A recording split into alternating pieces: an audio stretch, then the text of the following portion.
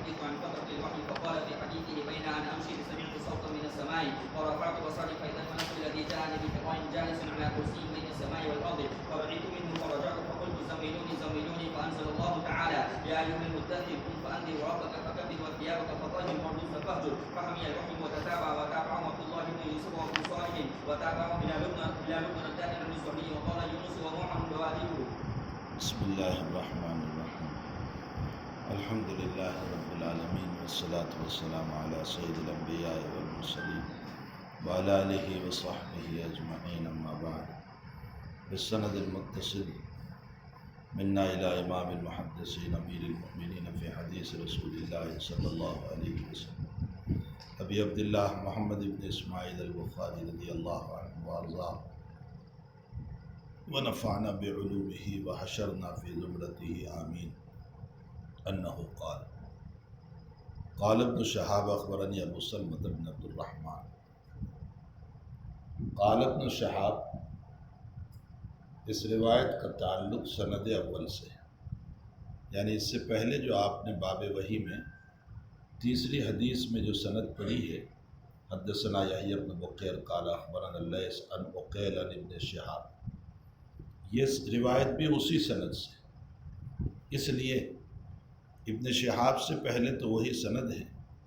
ابن شہاب آگے جو بیان فرماتے ہیں تو وہاں ابن شہاب نے روایت نقل کی تھی عروہ ابن زبیر سے، اور یہاں روایت نقل کر رہے ہیں ابو سلمہ ابن عبد الرحمن سے۔ تو جہاں سے سند ثانی کا افتتاح ہو رہا تھا امام بخاری نے وہاں سے ذکر کر دیا، تو یہ تعلیق نہیں ہے۔ تعلیق اس روایت کو کہتے ہیں کہ جس کو بلا سند کے ذکر کیا جائے، یہ تعلیق نہیں ہے۔ سند موجود ہے جو آپ نے پہلے پڑھی یحییٰ بن بکیر قال اخبرنا اللیث عن عقیل عن ابن شہاب۔ اب ابن شہاب کے بعد یہاں سے روایت شروع ہو رہی ہے اخبرنی ابو سلمہ بن عبد الرحمن ان جابر بن عبد اللہ الانصاری رضی اللہ تعالیٰ عنہ قال وهو يحدث عن فترة الوحی۔ ہوا کی ضمیر کس کی طرف لوٹتی ہے؟ بعض محدثین فرماتے ہیں کہ جابر بن عبداللہ کی طرف، لیکن وہ کتاب التفسیر میں تفسیر موجود ہے کہ ہوا کی ضمیر نبی اکرم صلی اللہ علیہ وسلم کی طرف لوٹتی ہے۔ تو اب مطلب یہ ہوگا کہ جابر بن عبداللہ الانصاری فرماتے ہیں کہ نبی اکرم صلی اللہ علیہ وسلم اپنی فطرت وحی کے سلسلے میں بیان فرما رہے ہیں، ہوا اے رسول اللہ صلی اللہ علیہ وسلم یحدث بیان فرما رہے فطرت الوحی کے سلسلے میں۔ فقال فی حدیثی، اور آپ نے اپنی بات میں اپنی گفتگو میں یوں فرمایا کہ بینما انا امشی، کہ میں چل رہا تھا، جا رہا تھا مکہ کے صحراؤں میں، مکہ کے وادیوں میں، مکہ کی ادھر باہر زمین میں، اذ سمعت صوتا من السماء، میں نے آسمان سے ایک آواز سنی، فرفعت بصری، میں نے نظر اٹھائی، فاذا الملک الذی جاءنی بحرا، تو میں نے اس فرشتے کو دیکھا جو وہ حرا میں میرے پاس آیا تھا۔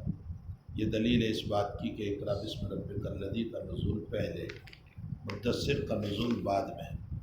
جالس علی کرسی،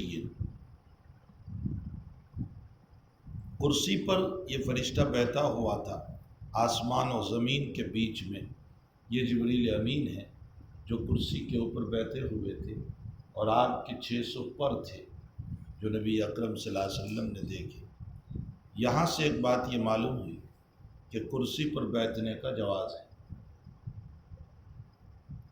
آپ کتاب الحج میں چل کر کے روایت پڑھو گے کہ ابو وائل اور شیبہ جن کے ہاتھ میں کعبۃ اللہ کی چابی تھی، یہ دونوں کے دونوں کعبۃ اللہ میں کرسی لگا کر بیٹھے تھے۔ اب کوئی یہ کہے کہ یہ تو دور جاہلیت کا واقعہ ہے، حقیقت یہ ہے کہ اس کو بعد الاسلام نقل کیا گیا اور اس پر کوئی نقیر نہیں کی گئی۔ معلوم یہ ہوتا ہے کہ وہ قابل استدلال ہوگا۔ تو ابو وائل اور شیبہ دونوں کعبۃ اللہ میں کرسی لگا کر بیٹھے تھے۔ اسی طرح مسلم شریف، نسائی شریف میں ایک روایت ہے، کان رسول اللہ صلی اللہ علیہ وسلم یخطب فی المسجد علی المنبر، حضرت مسجد میں خطبہ دے رہے تھے ممبر پر، فجاء رجل یسأل عن دینہ، ایک آدمی آیا اور وہ اپنے دین سے متعلق آپ صلی اللہ علیہ وسلم سے کچھ سوال کرنا چاہتا تھا۔ فنزل رسول اللہ صلی اللہ علیہ وسلم عن المنبر، آپ منبر سے اتر آئے، فعوتی لہو کرسی، یا ابو ہریرہ راوی ہے، احسبہ قوائمہ من حدید، آپ کے لیے کرسی لائی گئی مسجد کے اندر ہی، میرا گمان یہ ہے، ابو ہریرہ کہتے ہیں راوی حدیث کہ میرا گمان یہ ہے کہ اس کے پائے جو تھے وہ لوہے کے تھے، من حدید، فجلس رسول اللہ صلی اللہ علیہ وسلم علی الکرسی، حضرت کرسی پر بیٹھے اور سائل کے سوال کے جوابات دیے، اور اس کے بعد پھر آپ منبر پر تشریف لے گئے اور اپنے خطبے کو پورا فرمایا۔ یہ مسجد میں آپ کے لیے کرسی رکھی گئی اور کرسی پر آپ بیٹھے۔ معلوم ہوتا ہے کہ مسجد میں اگر کرسی پر بیٹھ کر بیان کیا جائے تو اس کا جواز ہے، ثابت ہے، روایت سے ثابت ہوتا ہے۔ اور بعض لوگوں کا یہ کہنا کہ وہ کرسی کیسی تھی کیا معلوم، یہ سب بلا وجہ کی تعویلات ہیں، نفس کرسی کا ثبوت ہوا، اس سے یہ معلوم ہوتا ہے کہ مسجد میں کرسی پر بیٹھ کر اگر کوئی بیان کرتا ہے تو اس کا جواز ہے۔ لیکن ان مسائل پر کوئی استدلال نہ کرے جو صلاۃ کے لیے اور نماز کے لیے جو کرسیاں رکھی جا رہی ہے، یہ مسائل اور ہیں۔ وہ نبی علیہ السلام کے لیے نماز کے لیے کرسی نہیں رکھی گئی تھی، وہ تو آپ تشریف فرما ہوئے تھے سائل کے سوال کے جواب دینے کے لیے۔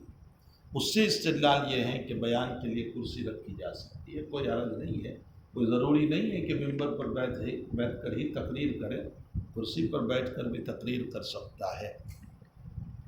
باقی صلاۃ علی الکرسی کا مسئلہ وہ ایک مستقل مسئلہ ہے۔ آج کل تو یہ ایک فیشن بنی ہوئی ہے کہ معمولی عوازل کی وجہ سے لوگ کرسی کے اوپر بیٹھ جاتے ہیں، بلکہ آج کل مساجد جو ہیں وہ ایک ہوتل نما شکلیں بن گئی کہ ڈھیر ساری کرسیاں رکھی جاتی ہیں اور لوگ آرام کے ساتھ کرسی پر بیٹھتے ہیں۔ افضل یہ ہے کہ نیچے بیٹھ کر نماز پڑھنا چاہیے۔ صاحب شریعت علیہ صاحب الصلاۃ والسلام کی کوئی نماز کرسی پر بیٹھ کر ثابت نہیں۔ دیکھو، ایک ہے جواز اور ایک ہے سنت، دونوں میں فرق ہے۔ جواز تو فقہا بہت سارے مسائل سے نکال لیتے ہیں کہ یہ جائز ہے، یہ جائز ہے، یہ جائز ہے، لیکن ایک ہے سنت۔ سنت کا مسئلہ یہ ہے کہ صاحب شریعت نے کیا کیا، معذوری آپ پر بھی آئی، مجبوری آپ پر بھی آئی۔ آپ کتاب التہجد میں روایت پڑھو گے کہ جب آپ کا بدن موتا ہو گیا اور آپ کی عمر ہونے لگی، اور چونکہ آپ لمبی قرات فرماتے تھے تہجد میں، تو رکعت کا ابتدائی حصہ آپ بیٹھ کر پڑھتے تھے طویل قرات کی وجہ سے، پھر کچھ قرات کا حصہ باقی رہ جاتا تو آپ کھڑے ہو جاتے اور اس کے بعد ما بقایا حصہ کھڑے ہو کر پڑھتے تھے، پھر رکوع اور سجدہ فرماتے تھے۔ اور مرض الوفات میں تو آپ صلی اللہ علیہ وسلم کا زمین پر بیٹھ کر نماز پڑھنا ثابت ہی ہے۔ اسی طرح سن ہجری 5 میں جب آپ کے پاؤں مبارک ٹوٹ گیا تھا گھوڑے سے گرنے کی وجہ سے، اس موقع پر آپ ایک بالا خانے پر ایک صحابی کے مکان کے اوپر کے حصے پر تشریف لے گئے، وہاں بھی آپ کا زمین پر بیٹھ کر نماز پڑھنا ثابت ہے۔ تو اولا تو یہی ہے کہ اگر معذوری اور مجبوری ہو تو بھی زمین پر بیٹھ کر ہی نماز پڑھ ہی جائے۔ لیکن اگر ایسی معذوری اور مجبوری ہے کہ مثلا کمر کا مسئلہ ہے یا آپریشن ہے پاؤں کے اندر اور پاؤں کا مڑنا مشکل ہے، تو اس طرح کا کوئی مسئلہ ہے اور کرسی پر بیٹھے تو ٹھیک ہے۔ آج تو بس ایک فیشن بنی ہوئی ہے، معمولی مسائل کی بنیاد پر لوگ کرسی پر بیٹھ کر نماز پڑھتے ہیں۔ بہرحال اس میں اتنی وسعت بھی نہیں ہونی چاہیے، ایک ہے جواز، لیکن اس میں اتنی وسعت بھی نہیں ہونی چاہیے کہ معمولی عذروں کی بنیاد پر۔ اچھا، بازار میں خوب گھومتے ہیں، وہاں کوئی عذر پیش نہیں آتا، اور عذر پیش آتا ہے سارا مسجد ہی میں، نماز پڑھنے ہی میں عذر پیش آتا ہے۔ شادیوں میں خوب بیٹھ کر کھانا کھاتے ہیں، نیچے بھی بیٹھ کر کھڑے ہو کر بھی، ہر طرح پر سیڑھیوں کی سیڑھیاں چڑھ جاتے ہیں۔ حال میں جب کھانے کے لیے جاتے ہیں وہاں کوئی عذر پیش نہیں آتا، سارے عوازل جو ہیں وہ نماز ہی کے مسئلے میں پیش آتے ہیں۔ حقیقت یہ ہے کہ ہم نے دین کو سب سے زیادہ سستا کر دیا، اہمیت دین کو ختم کر دیا۔ الدین یسرن کا یہ مطلب نہیں ہے جو لوگ سمجھتے ہیں دین آسان ہے، یہ مطلب نہیں ہے۔ دین آسان ہے کا مطلب یہ ہے کہ احکام تکلیفیہ جو دیے گئے ہیں وہ تمہاری تکلیف سے بالاتر نہیں دیے گئے، تمہاری طاقت سے زیادہ نہیں دیے گئے۔ تمہاری عبادت کے مسائل ہے، 5 نماز تمہیں دی گئی، یہ تمہاری طاقت سے زیادہ نہیں ہے۔ تمہیں مہینے کے روزے دیے گئے، سال میں 1 مرتبہ، تمہاری طاقت سے زیادہ بالاتر نہیں ہے، بلکہ تمہاری حد میں ہے، تم کر سکتے ہو، رکھ سکتے ہو۔ تمہیں اپنے مال کا کل حصہ، وہ بھی بقدر نصاب ہو، ضرورتوں کو بات کرو، قرض کو بات کرو، اس کے بعد جو بچ جائے اس میں بھی 40واں حصہ، یہ کوئی آپ کی طاقت سے زیادہ مکلف آپ کو نہیں بنایا۔ یہ ہے مطلب الدین و یسر کا۔ یہ مطلب نہیں ہے کہ آپ اپنے طور پر، منمانی طور پر، اتباع ہوا و اتباع نفس کے اندر شریعت کے مسائل میں اتنی وسعت کر دیں، اتنی وسعت کر دیں کہ جس کی بنیاد پر دین لوگوں کی نظر میں معمولی سا اور حقیر معلوم ہونے لگے۔ اگر کسی امر دنیا کی وجہ سے کورٹ میں کھڑا ہونا پڑے، آپ کا کیس ہے، مقدمہ ہے، اور کورٹ میں کھڑا ہونا پڑا، آپ 3 گھنٹے کھڑے رہیں گے، اور اب تعالیٰ جل شانہ کے سامنے 5 منٹ کھڑے نہیں رہ سکتے۔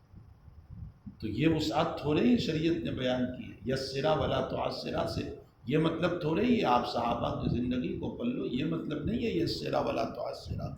اگر یہی مطلب ہوتا تو پھر صحابہ کرام اتنے مشقتیں کیوں اٹھاتے، اتنی تکلیفیں کیوں اٹھاتے؟ بہرحال معلوم یہ ہوتا ہے کہ کرسی پر مسجد میں بیٹھ کر بیان کر سکتے ہیں، بیٹھ سکتے ہیں، جواز ہے اس کا۔ نبی علیہ الصلوۃ والسلام فرماتے ہیں کہ میں چل رہا تھا، میں نے آسمان کی طرف سے ایک آواز سنی، میں نے اپنی نگاہ اٹھائی، فَإِذَا الْمَلَكُ الَّذِي جَاءَنِي بِحِرَا جَالِسٌ عَلَىٰ كُرْسِيٍّ بَيْنَ السَّمَاءِ وَالْأَرْضِ فَرُعِبْتُ مِنْهُ، میں مرعوب ہو گیا، یعنی ڈر گیا۔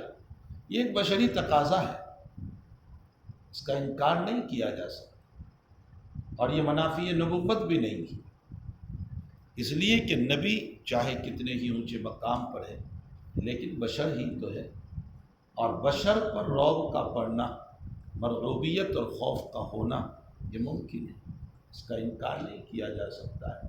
صحابہ انبیاء کرام علیہ السلام کی زندگی کو پڑھو، موسیٰ علیہ السلام نے قبطی کو مار دیا، جس کی وجہ سے آپ کو وہاں سے نکلنا پڑا، آپ چلے گئے مصر کو چھوڑ کر کے حضرت شعیب علیہ السلام کی طرف، اگرچہ آپ کو یہ پتہ نہیں تھا کہ شعیب علیہ السلام اس طرف ہے، یہ تو اتفاقی طور پر اللہ تعالیٰ نے ان کو وہاں پہنچا دیا۔ کہنے کا مطلب یہ ہے کہ حضرات انبیاء کرام علیہ السلام کے اس طرح کے مسائل ہیں۔ معلوم یہ ہوتا ہے کہ رعب کا ہونا اور خوف کا ہونا یہ منافی نبوت نہیں ہے، یہ ایک بشری تقاضا ہے۔ بہت سی جگہوں پر آپ صلی اللہ علیہ وسلم کے بات میں اس طرح کی باتیں آئیں گی، یہ اصول یاد رکھیں۔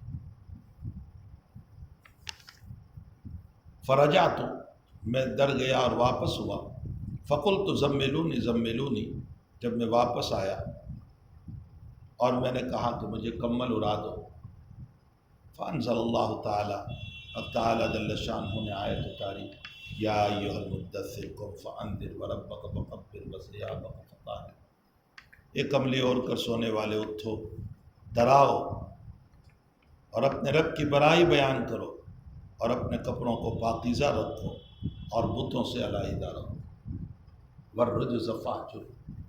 یا ایھا المدثر سے جو خطاب کیا یہ خطاب لطف ہے۔ کبھی کسی سے محبت ہوتی ہے تو اس محبت کی بنیاد پر اس کے مناسب حال کے مطابق اس موقع کی مناسبت سے کوئی لفظ استعمال کر لیا جائے، اس کو کہا جاتا ہے خطاب لطف، محبت کے انداز میں۔ نبی علیہ السلام حضرت فاطمہ کے مکان تشریف لے گئے، فرمایا آئین علی، علی کہاں ہے؟ فرمایا میری اور علی کی کچھ کھٹ پٹ ہو گئی، ہوتا ہے میاں بیوی میں کچھ جھگڑا سا ہو گیا، تو وہ ناراض ہو کر چلے گئے۔ اب مولوی ناراض ہوگا تو کہاں جائے گا؟ مسجد ہی میں جائے گا۔ حضرت نے فرمایا تلاش کرو، تو پتہ چلا کہ مسجد نبوی میں سوئے ہوئے حضرت گئے تو علی کے بدن سے کپڑا ہٹ چکا تھا اور مٹی لگی ہوئی تھی بدن پر، تو حضرت نے اپنے ہاتھوں سے مٹی صاف کی اور فرمایا قم یا ابا تراب، اے ابو تراب اٹھ۔ چونکہ مٹی لگی تھی نا اس لیے ان کو تراب کا ابا کہا۔ یہ موقع کی مناسبت سے نبی علیہ السلام نے ابو تراب کہہ دیا، قم یا ابا تراب۔ اسی لیے حضرت علی رضی اللہ تعالیٰ عنہ کو ساری زندگی ابو تراب کی کنیت بہت محبوب رہی ابو الحسن کنیت کے مقابلے، اس لیے کہ ابو الحسن آپ کی اپنی رکھی ہوئی کنیت تھی اور ابو تراب نبی اکرم صلی اللہ علیہ وسلم نے آپ کی کنیت دی۔ حضرت کو یہ کنیت پوری زندگی بہت پسند رہی۔ اگر کوئی ابو الحسن کہتا تو آپ اتنے خوش نہ ہوتے جتنا کہ ابو تراب کے اوپر آپ خوش ہوتے تھے، اس لیے کہ نبی اکرم صلی اللہ علیہ وسلم نے یہ جملہ فرمایا تھا۔ اس روایت سے یہ مسئلہ بھی معلوم ہوا کہ غیر زیرو سے بھی کنیت رکھی جا سکتی، یہ غیر زیرو چیز ہے تراب، اس سے بھی کنیت رکھی جا سکتی ہے، جیسے ابن حجر تو غیر زیرو سے کنیت رکھ سکتے ہیں۔ بہت سارے مسائل اس روایت سے اور قریب قریب اس طرح کی روایتوں سے مسائل نکالے، جیسے یا ابا عمیر، ابو عمیر تو وہ خود بچے تھے، ان کے بچے کہاں تھے، لیکن ان کو کہا ابو عمیر۔ چھوٹے بچوں کی بھی کنیت رکھی جا سکتی، اس روایت سے پتہ چلا، حالانکہ ابو عمیر تو خود ہی بچے تھے، وہ کہاں عمیر کے ابا بن گئے، لیکن نیک فعلی لیتے ہوئے کہ اللہ اس کو بڑا کرے اور اس سے اولاد ہو، اس لیے چھوٹے بچوں کی بھی کنیت رکھی جا سکتی ہے۔ یہ نہیں کہ بڑوں ہی کی کنیت ہوگی کہ جس کی اولاد ہو اسی کی کنیت ہو سکتی ہے اور چھوٹوں کی نہیں رکھی جا سکتی۔ اسی طرح غیر زیرو سے بھی کنیت رکھی جا سکتی ہے، جیسے مثلا کوئی بہت کھانے والا کہ جب دیکھو بریانی کی دیگ پر، جب دیکھو بریانی کی دیگ پر، تو اس صورت میں اس کی کنیت ابو الاقال رکھی جا سکتی ہے کہ یہ بہت کھانے والا ہے۔ بعض طلبہ ایسے ہوتے ہیں کہ جن کو بہت دور سے بریانی کی خوشبو آتی رہتی ہے، اس لیے ان کی توجہ کتاب میں نہیں ہوتی، ان کی توجہ بریانی ہی کی طرف ہوتی ہے۔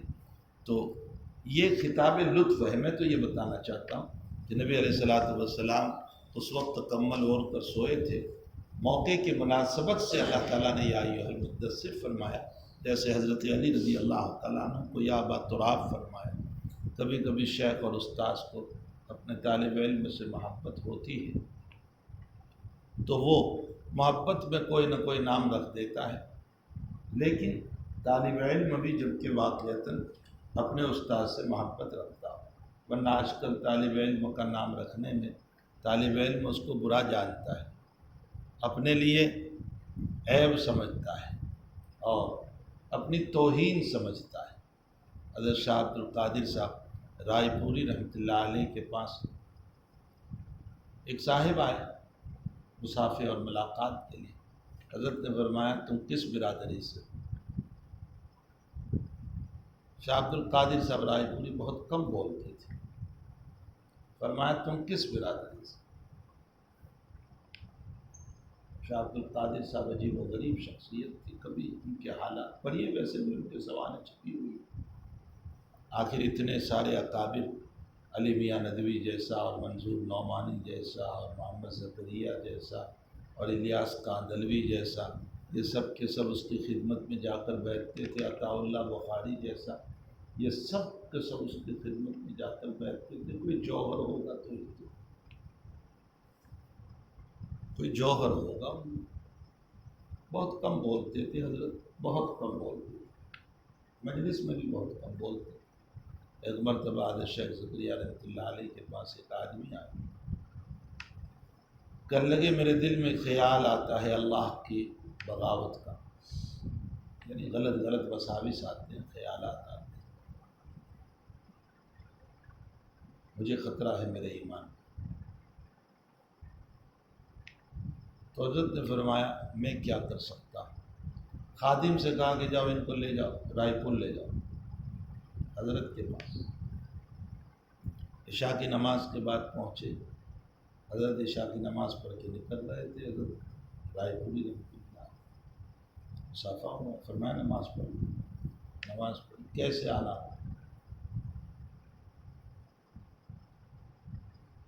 فرمایا حضرت شیخ زکریا نے بھیجا ہے اور ان کا یہ مسئلہ ہے تو آپ کے پاس بھیجا۔ فرمایا عشاء کے بعد تو میں کسی سے ملتا نہیں، میرا وقت عشاء کے بعد نہیں ہے، بس جاؤ آرام کرو۔ حضرت چلے گئے اپنے مکان پر، فجر کی نماز پڑھی، نماز کے بعد مسافہ ہوا، وہ لوگ پھر ملے، انہوں نے کہا بھائی ابھی تو میرا ٹہلنے کا وقت ہے، میں تو جاؤں گا ٹہلنے کے لیے اور گھوڑے سواری کرتا ہوں میں تو فجر کے بعد، تو میں تو جا رہا ہوں ٹہلنے کے لیے، گھوڑے سواری کروں گا، 1-1.5 گھنٹے کے بعد آؤں گا، ابھی کچھ نہیں۔ خادم کہنے لگے کہ اب کیا ہوگا؟ حضرت شیخ نے تو یہاں بھیجا ان کے پاس، رات کو کہا ابھی وقت نہیں، صبح کو یہ کہہ رہے۔ لیکن جیسے ہی حضرت وہاں سے ہٹے اور یہ صاحب کہنے لگے میرے دل کے اشکالات حل ہو گئے، یعنی گرہیں کھل گئے اور وہ سارے اللہ کے باب میں آنے والے شبہات ختم ہو گئے۔ میں ایک دم سے وہ شاہ صاحب کی توجہ تھی، بہت عجیب و غریب شخصیت تھی، عطا اللہ بخاری تشریف لائے، فکر وارن تھا ان کے خلاف، انگریزوں کا زمانہ، بیعت تھے شاہ عطا اللہ صاحب، حضرت لائے پولیس سے، فرمایا حضرت میرے خلاف فکر وارن نکلا ہے لکھنؤ کی کورٹ سے، آپ میرے لیے دعا فرمائیں میری پکڑ کا۔ حضرت کچھ نہیں بولے، خاموش۔ شاہ عطا اللہ سمجھے کہ حضرت شاید سنا نہیں، پھر دوسری مرتبہ، تھوڑی دیر کے بعد تیسری مرتبہ، حضرت کچھ بولتے ہی نہیں، چوتھی مرتبہ کہنے لگے سائیں کچھ تو بول۔ شاہ عبد القادر صاحب کو کہا سائیں کچھ تو بول۔ سائیں سنسکرت لفظ ہے، اللہ والے کو بولتے، آپ لوگ فقیر کو بولتے ہیں سائیں، ورنہ اللہ والے کو کہا جاتا۔ فرمایا کچھ تو بول۔ شاہ صاحب نے فرمایا کچھ نہیں ہوگا، چپ چاپ اللہ اللہ کرو۔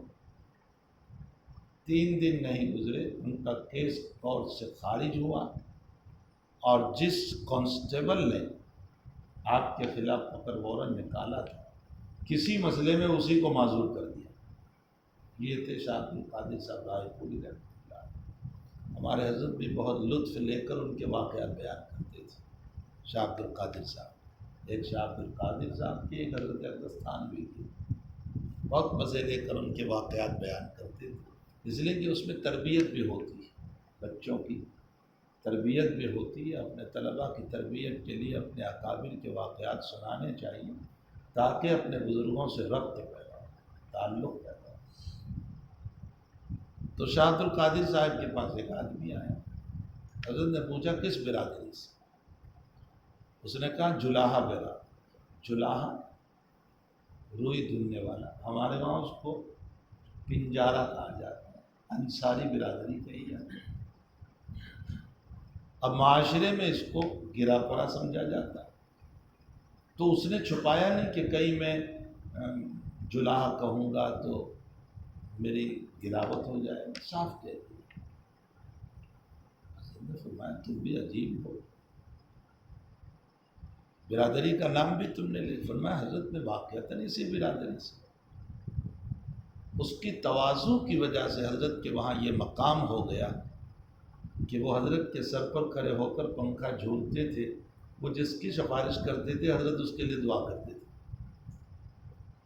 حقیقت یہ ہے کہ جب کوئی اپنے آپ کو، کوئی طالب علم اپنے استاذ کی طرف مائل ہو کر محبت کر کے تواضع سے پیش آتا ہے اور شیخ کی بات اس کو بری نہیں لگتی، تو اس صورت میں اس کو کچھ نہ کچھ فائدہ ضرور ہو جاتا ہے، یہ مسلم مسئلہ ہے۔ میری طالب علم کے زمانے کا میں واقعہ سنا، دوسروں کے واقعات کی بجائے شیخ کا کھانا میں پکاتا تھا۔ ایک دن شیخ نے جمعہ کے دن کچھ مہمان تشریف لائے تھے، اس میں مفتی بیمار صاحب رحمۃ اللہ علیہ بھی آئے ہوئے تھے اور بھی کچھ علماء تھے۔ شیخ مجھے کہنے لگے حنیف بریانی بنا، مرغے کا گوشت لے آؤ، تو شیخ یہی کہتے تھے مرغے کا گوشت لے آؤ اور بریانی بناؤ۔ حالانکہ وہ مرغیاں ہوتی ہے، لیکن کہتے تھے مرغے کا گوشت لیا۔ زندگی میں کبھی بریانی نہیں بنائی تھی، شاید کہ وہاں گھی میں کھانا بنتا تھا۔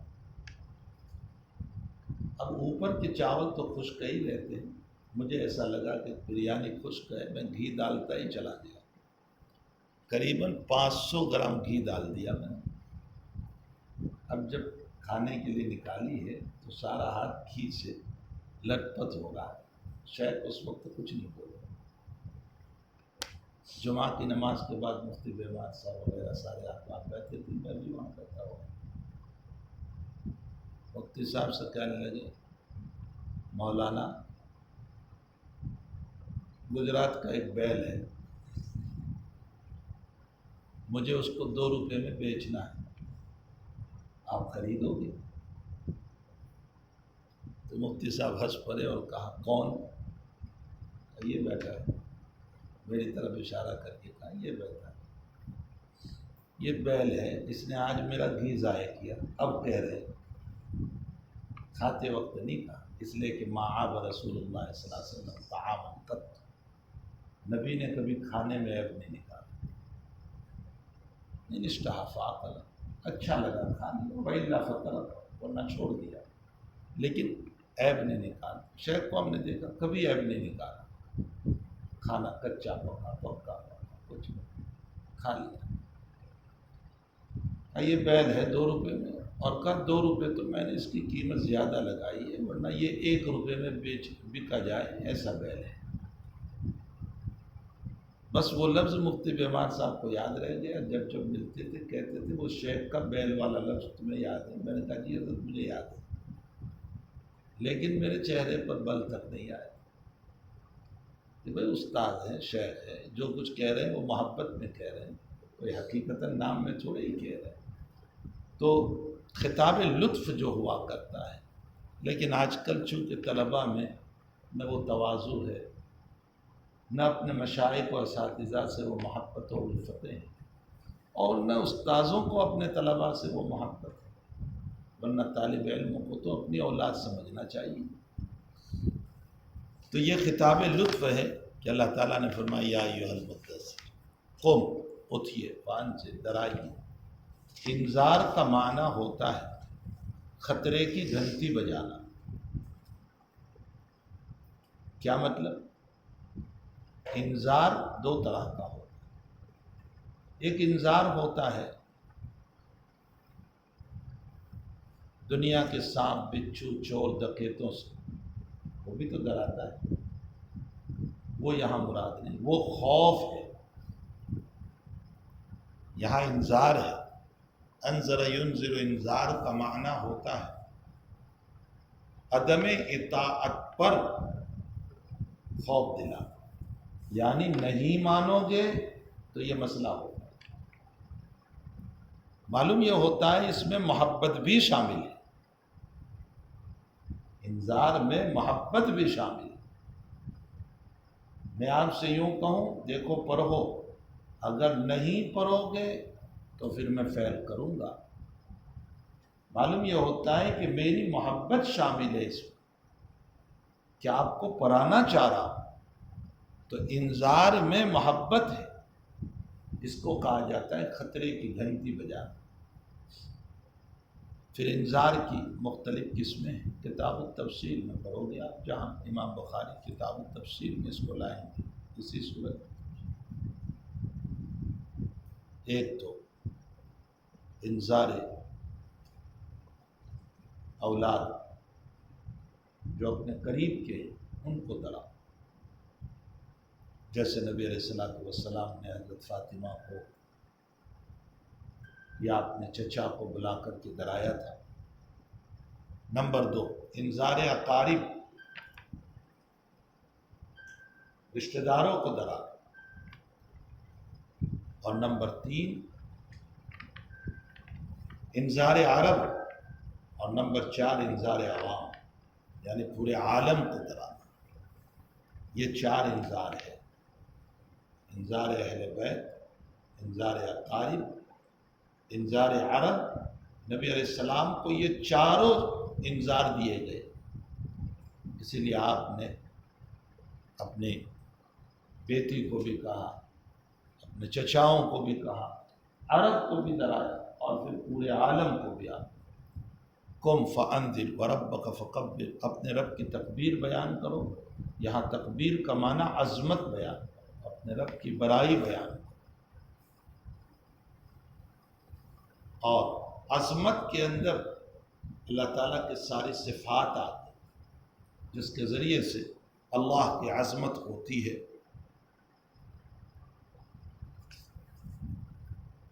بس یابک فطاہر، اپنے کپڑوں کو پاک رکھیے۔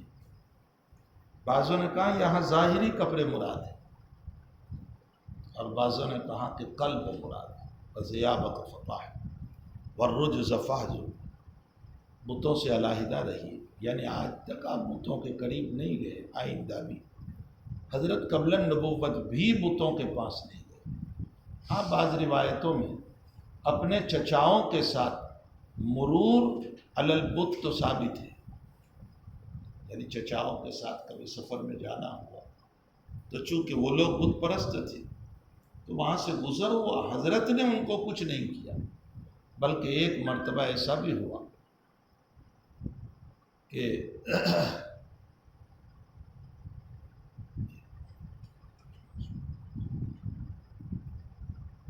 السلام علیکم ورحمۃ اللہ۔ جی ڈاکٹر صاحب، جی وعلیکم السلام ورحمۃ اللہ۔ جی بولو۔ جی وعلیکم السلام۔ جی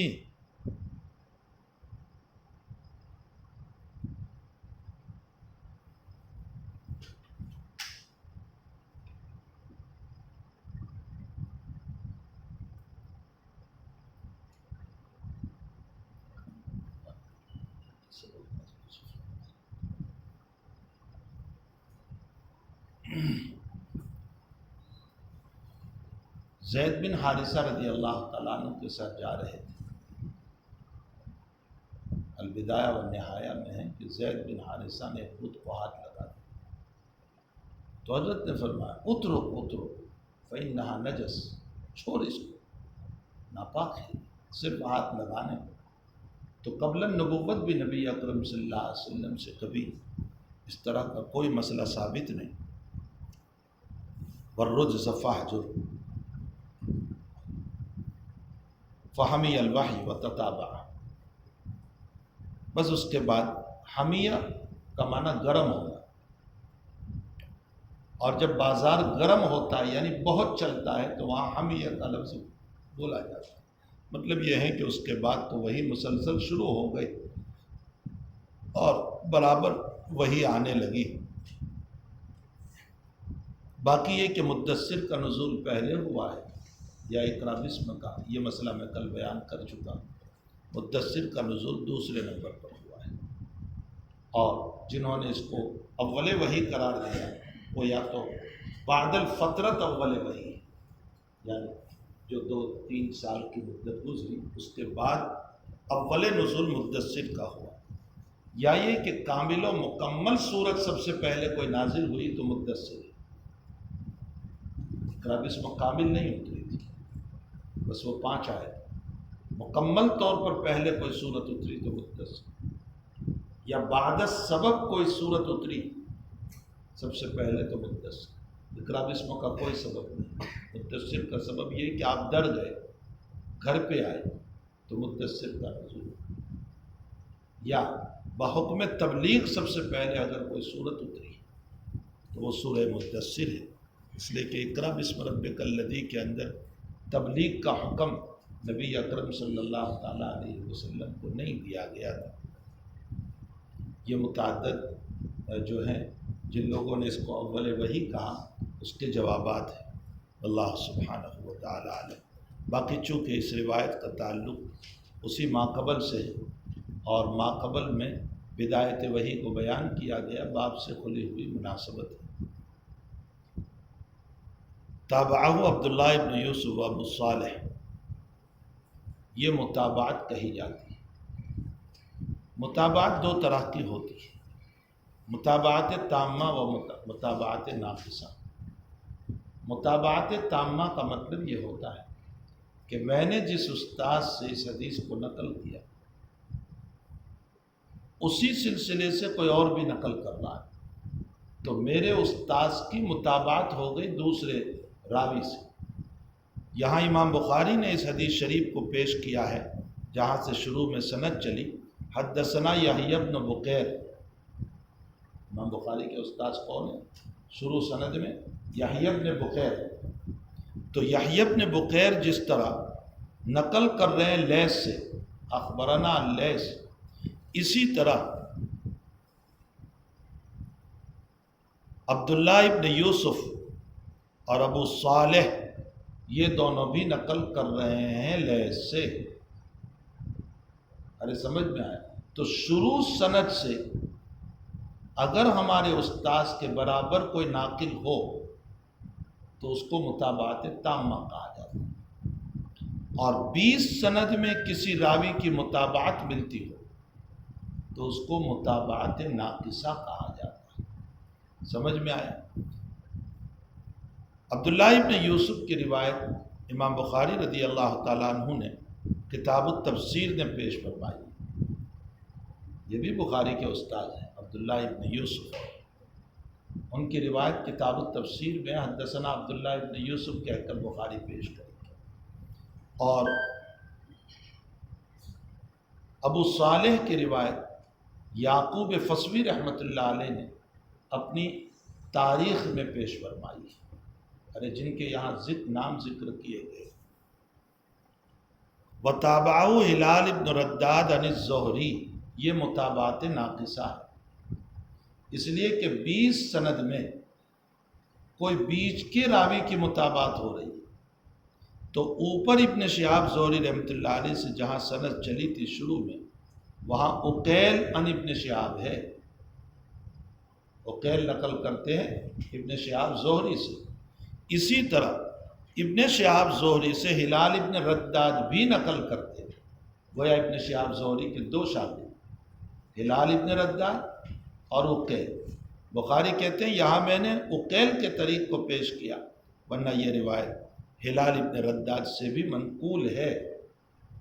اس کو کہتے ہیں متابعت ناقصہ۔ یہ متابعات تائید کے لیے پیش کیے جاتے ہیں، متابعات جو پیش کیے جاتے ہیں یہ تائید کے لیے کہ بھئی صرف ایک ہی سند سے یہ روایت نہیں ہے، اس کے ناقلین اور بھی ہیں۔ وقال یونس و معمر بوادرہ، اور یونس اور معمر نے جب اس روایت کو نقل کیا تو بجائے فوادہ کے بوادرہ کا لفظ نقل کیا۔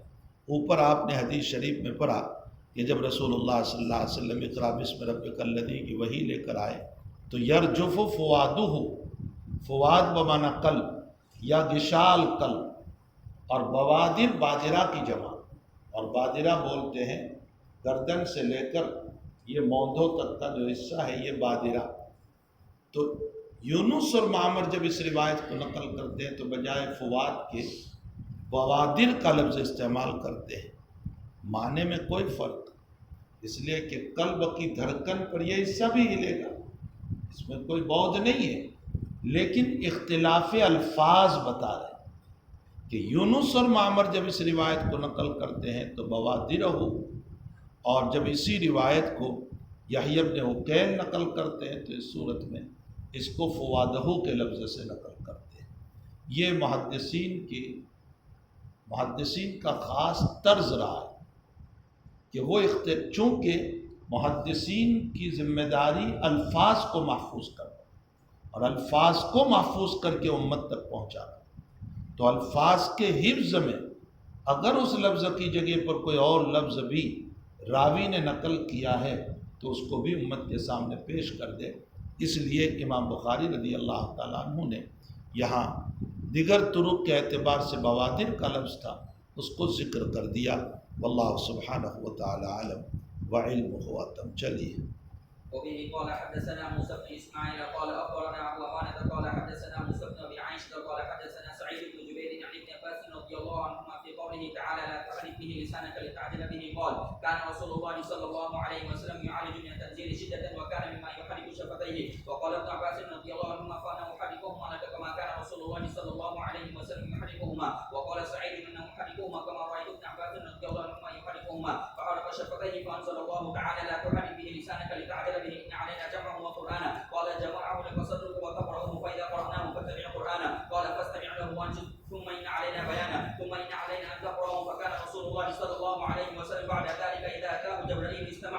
انطلق جبرائيل فقرأه النبي صلى الله عليه وسلم كما قرأه. حدثنا موسى بن اسماعیل قال اخبرنا ابو عوان قال حدثنا موسى بن ابي عائشہ قال حدثنا سعید بن زبیر عن ابن عباس رضی اللہ تعالیٰ عنہ. عبداللہ ابن عباس رضی اللہ تعالیٰ عنہ نبی اکرم صلی اللہ علیہ وسلم کے چچا زاد بھائی ہیں، چچا عباس کے بیٹے. حضرت عباس اور حضور پاک صلی اللہ علیہ وسلم میں 2 سال کا فرق تھا، یعنی چچا عباس 2 سال بڑے تھے، حضرت 2 سال چھوٹے تھے. کسی نے سوال کیا حضرت عباس سے، انت اکبر من محمد رسول اللہ، آپ صلی اللہ علیہ وسلم سے بڑے ہیں؟ سیدھا سا جواب یہ تھا کہ آپ یہ کہہ سکتے تھے کہ انا اکبر، لیکن باوجود چچا ہونے کے امتی بھی ہے، صحابی بھی ہے. حضرت کا اتنا احترام آپ نے جواب دیا انا اکبر سن وهو اکبر علم، میں عمر کے اعتبار سے بڑا، علم کے اعتبار سے تو وہی بڑے. یعنی کتنی رعایت تھی نبی اکرم صلی اللہ علیہ وسلم کی. تو ان کے بیٹے ہیں حضرت عبداللہ ابن عباس. ان کی آمد فتح مکہ میں سے، جب ان کے والد آئے ہجرت کر کے، اس موقع پر فتح مکہ کے موقع پر مدینہ شریف آمد ہوئی، اور پھر نبی علیہ السلام کی صحبت پائی فتح مکہ سے لے کر وفات رسول تک، یعنی قریباً 4 سال حضور پاک صلی اللہ علیہ وسلم کی صحبت میں رہے. حضرت کے انتقال کے موقع پر آپ کی عمر گرامی قریباً 13 سال کی تھی، بعضوں نے کہا 12 سال کی تھی، یعنی قریب ببلوغ تھے. خود آپ فرماتے ہیں کہ حجۃ الوداع میں قریب ببلوغ تھا، تو 12-13 سال کی آپ کی عمر ہوگی. لیکن آپ نے نبی اکرم صلی اللہ علیہ وسلم سے خوب استفادہ فرمایا. حضرت آپ سے بڑی محبت بھی فرماتے تھے. عبداللہ ابن عباس رضی اللہ تعالیٰ عنہ، ان کی خالہ حضرت میمونہ رضی اللہ تعالیٰ عنہ نبی علیہ السلام کی زوجہ محترمہ ہیں، ام المؤمنین رضی اللہ تعالیٰ عنہ. عبداللہ ابن عباس رضی اللہ تعالیٰ عنہ کو رئیس المفسرین بھی کہا گیا، حبر الامہ بھی کہا گیا. نبی علیہ السلام نے آپ کو 2 دعائیں دی تھی. امام بخاری کتاب العلم میں اس مسئلے کو لائیں گے. ان دونوں دعاؤں کی وجہ یہ ہوئی کہ حضرت میمونہ کے مکان پر نبی علیہ السلام کے رات کے معمولات دیکھنے کے لیے حضرت عباس نے عبداللہ ابن عباس کو بھیجا تھا کہ جاؤ آج تمہاری خالہ کے وہاں ہیں، آپ صلی اللہ علیہ وسلم رات کے معمولات دے. یہ گئے تو حضرت میمونہ نے پائیتی میں سلا دیا. 4 پائی پر 2 آدمی سیدھے سوتے ہیں، ان کو پاؤں میں سلا دیا. جیسے ماں اپنے چھوٹے بچوں کو سب سونا چاہتے ہیں، کسی کو ادھر سلاتی ہے، ادھر سلاتی ہے. یہ لحاف اوڑھے ہوئے تھے، حضرت تشریف لائے اور میمونہ کے ساتھ لحاف میں سو گئے، اور آ کر پوچھا نام الغلیم، غلیم بچہ، چھوٹا بچہ سو گیا. شاہ صاحب نے بہت پیارا ترجمہ فرمایا. یہ ترجمہ کسی نے نہیں کیا. شاہ صاحب کہتے ہیں منا سو گیا، تو غلیم کا ترجمہ شاہ صاحب نے مننے سے فرمایا. یہ اچھا بھی لگتا ہے اور تصغیر بھی ہے. پھر رات میں حضرت اٹھے اور اٹھنے کے بعد ان فی خلق السماوات والارض کی آیات پر لٹکے ہوئے مشکیزے سے پانی پیا، استنجا خانے میں گئے. عبداللہ بھی اٹھے، یہی آیات پر ان فی خلق السماوات والارض، جہاں سے حضرت نے پانی پیا تھا آپ نے بھی پانی پیا، اور پھر حضرت کے لیے پانی رکھا وضو کا یا استنجا کا، لیکن اس طرح پر پانی رکھا کہ حضرت کو تلاش نہ کرنا پڑے. تو آپ نے میمونہ سے پوچھا کہ یہ پانی کس نے رکھا؟ فرمایا عبداللہ. تو چونکہ بہت سلیقے سے پانی رکھا اور خدمت کی، اس سلیقہ اور سمجھداری کا کام کیا انہوں نے کہ اس طرح پانی رکھا کہ حضرت کو تلاش نہ کرنا پڑے۔ اس پر دعا دی نبی علیہ السلام نے، اللہم فقہہ فی الدین، رواہ البخاری فی کتاب العلم، کہ اللہ ان کو دین کی سمجھ عطا فرمائے۔ یہ آپ کی خدمت میں امام بخاری اس پر باب قائم کریں گے کہ شاگرد کو چاہیے کہ اپنے استاذ کی خدمت کرے۔ کبھی اس کے دل سے دعا نکل جاتی ہے جو اس کی زندگی کو بنا دیتی ہے۔ اس پر امام بخاری نے کتاب العلم میں باب قائم فرمایا ہے۔ تو فقیہ فی الدین، فقاہت اور سمجھداری کا کام کیا، اس مناسبت سے آپ نے یہ دعا دی۔ پھر حضرت نکلے، اور نکلنے کے بعد اس لیے کہ خادم میں بھی کچھ فہم ہونا چاہیے، سمجھداری ہونی چاہیے۔ خدمت تو کرتا ہے لیکن عقل کا باولا ہے۔ اب استاد اور شیخ کے چپل تو لے لیے اس کو، لیکن استاد نکل گیا پہلے اور وہ پیچھے دل ڈول ہے تو دھیرا دھیرا دھیرا آ رہا ہے۔ اب یہ کھڑے ہوئے ہیں چپل کے انتظار میں۔ تو ایسے خادم سے اللہ کی پناہ۔ بعض مرتبہ کسی نے چپل اٹھائے کہیں رکھ دیا، اب انتظار کرتے رہو کہ بھئی کہاں ہے چپل۔ تو بہرحال خادم میں سلیقہ ہونا چاہیے، عقل ہونی چاہیے۔ بے وقوف قسم کے خادم ہوتے ہیں تو بیڑا غرق کر دیتے ہیں۔ پھر حضرت نماز کے لیے کھڑے ہوئے رات کو، تو ابن عباس بھی ساتھ میں کھڑے ہوئے۔ روایت میں بائیں طرف کھڑے ہو گئے تو کان پکڑ کے ان کو دائیں طرف کر دیا اور اپنے برابر کھڑا کیا۔ حذاء رسول اللہ، حذاء کا لفظ برابر۔ تو روایت میں فتخنس، تخنس پیچھے ہٹنا۔ قرآن کریم کے 30ویں پارے میں بھی یہ لفظ ہے، ستاروں سے متعلق۔ تخنس یعنی چھپ جاتے ہیں، پیچھے ہٹ جاتے ہیں۔ تو ابن عباس تھوڑے سے پیچھے ہٹ گئے۔ نبی علیہ السلام نے نماز کے بعد فرمایا کہ ہم نے آپ کو اپنے برابر کھڑا کیا تھا، پیچھے کیوں ہٹ گئے؟ تو آپ نے جو جواب دیا، فرمایا انت رسول اللہ، آپ اللہ کے رسول ہیں، وانا امتی، میں آپ کا امتی ہوں، آپ کے برابر میں کیسے کھڑا رہ سکتا۔ اس موقع پر حضرت نے دوسری دعا دی، اللہم علمہ الکتاب، اللہ اس کو قرآن کا علم عطا فرما۔ مناسبت اس کی یہ تھی کہ نبی علیہ السلام کی جو عظمت کی، اس عظمت کی بنیاد پر یہ دعا تھی۔ یہ دو دعائیں ابن عباس کو دی تھی، اس کی بنیاد پر آپ رئیس المفسرین اور حبر الامہ کہے گئے۔ مشہور تھے چار عبادلہ۔ عبادلہ عبدل کی جمع ہے، عبداللہ ابن عباس، عبداللہ ابن عمر، عبداللہ ابن عمرو ابن العاص اور عبداللہ ابن زبیر۔ جمہور کے وہاں جب عبادلہ کا لفظ بولا جاتا ہے تو یہ چار مراد ہے، یاد رکھیے، ابن مسعود نہیں ہے اس میں۔ اس کی وجہ یہ ہے کہ یہ چاروں ہم عمر ہیں، ابن زبیر، ابن عمرو ابن العاص، ابن عمر اور ابن عباس۔ لیکن حنفیہ کے وہاں ابن زبیر داخل نہیں۔ حنفیہ کہتے ہیں کہ ابن عمرو ابن العاص، ابن عمر، ابن عباس اور ابن مسعود، اس لیے کہ فقہائے احناف کے زیادہ مستدلات ابن مسعود سے،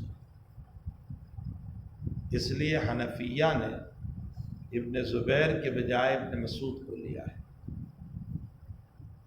اسی لیے صاحب ہدایہ ایک جگہ بات کرتے ہوئے ہدایہ میں فرماتے ہیں، ہاکذا قال عبادلۃ الثلاثہ و عبداللہ ابن زبیر۔ یہ و عبداللہ ابن زبیر جو علیحدہ لائے، معلوم یہ ہوتا ہے کہ ابن زبیر عبادلہ ثلاثہ میں داخل نہیں ہے۔ ایسے ہی نہیں پڑھنے کا، وہ دیکھنے کا کہ ایسا یہ جملہ کیوں استعمال کیا، عبداللہ ابن زبیر کو الگ بیان کیا۔ تو حنفیہ کے وہاں ابن زبیر عبادلہ میں شامل نہیں ہے، لیکن راجح قول پہلا ہے، اس لیے کہ یہ سارے ہم عمر ہیں۔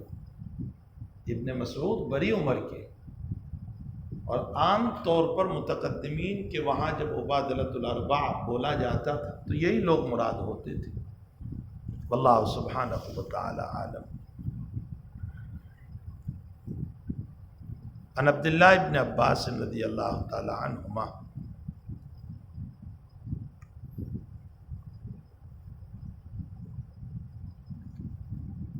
فی قولہ تبارک و تعالی، یعنی اللہ تعالیٰ کے قول کی تفسیر لا تحرک بہ لسانک لتعجل بہ کی تفسیر میں ابن عباس بیان فرمایا۔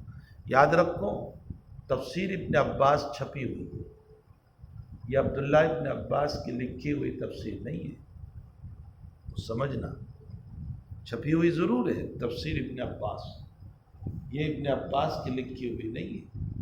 بعد والوں نے عبداللہ ابن عباس نے قرآن کریم کی آیات کی جو تشریح کی ہے اس کو ایک کتاب میں جمع کر دیا اور اس کا نام دے دیا تفسیر ابن عباس۔ حضرت کی اپنی لکھی ہوئی تفسیر نہیں ہے، صحابہ کرام کی تفسیر کے باب میں کوئی کتاب لکھی ہوئی نہیں ہے کہ انہوں نے کوئی تفسیر لکھی۔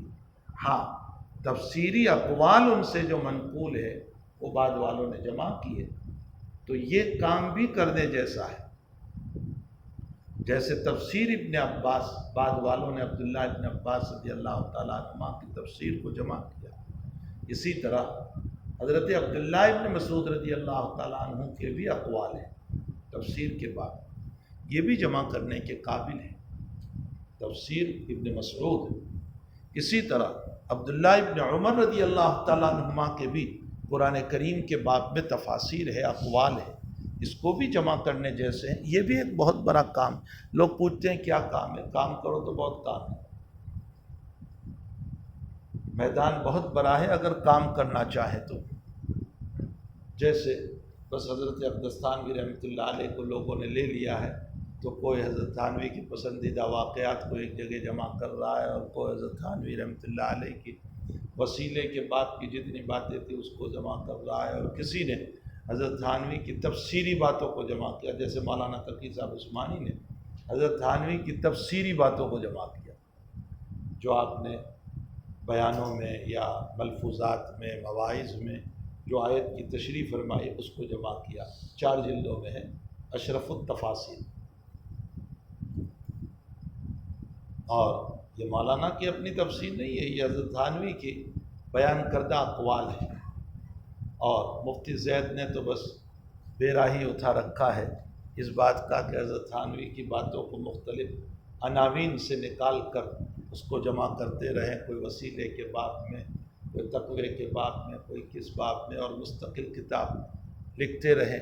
وہ ان کی اپنی باتیں نہیں ہیں، وہ حضرت تھانوی کی، تو جیسے حضرت تھانوی کی بہت ساری باتوں کو نکالتے جا رہے ہیں، اسی طرح حضرات صحابہ کی بھی اقوال ہیں، اگر مستقل طور پر جمع کیے جائیں یہ ایک بہت بڑا کام ہے۔